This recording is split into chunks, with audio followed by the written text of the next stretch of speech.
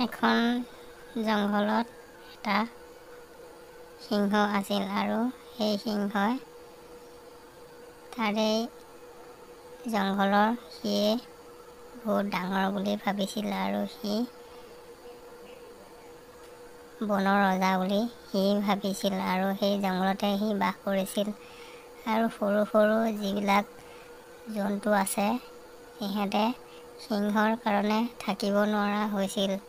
সিহঁতে বহুত ভয় খাইছিল আৰু সি এদিন গুজৰিছিল। গুজৰা ভয়ত চব জন্তুবিলাক দৌৰিবলৈ ধৰিলে। তাৰ কাৰণে সৰু সৰু জন্তুবিলাকৰ অশান্তি হ'ল আৰু মাজে মাজে সি মাৰি খাইছিল। আৰু তেনেতে চবেই মিলি এখন সভা পাতিলে যে সিংহক কেনেকৈ ইয়াৰ পৰা খেদিব পাৰি বা কেনেকৈ ইয়াক মাৰি পেলাব পাৰি।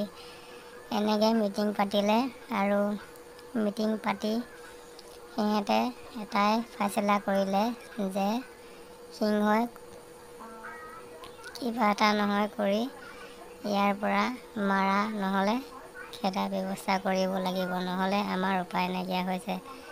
মাজে মাজে চব জন্তুবিলাক খাই পেলাইছে আৰু এটা এটাকৈ নাইকিয়া হৈ গৈ আছে। সেই বুলি সিহঁতে মিটিং পাতিলে আৰু এদিন শহাপহুৰ দিন আহি পৰিছিল। এই শহাপহুৱে দেৰি কৰাত বহুত খং উঠিছিল।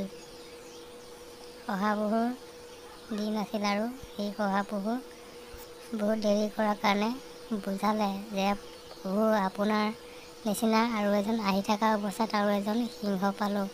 সেই সিংহজনে কৈছে মোতকৈ ৰজা আৰু কোনো নাই, তেনেকৈ কৈছিল। আৰু সেই সিংহই কথা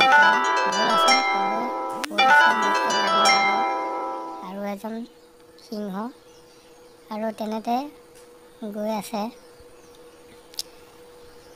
যে মোতকৈ আৰু ডাঙৰ আৰু কোন সিংহ আছে। সি ভাবিছে যে মই শ্ৰেষ্ঠ, চবতকৈ ডাঙৰ আৰু মোতকৈ আৰু কোন ওলাইছে।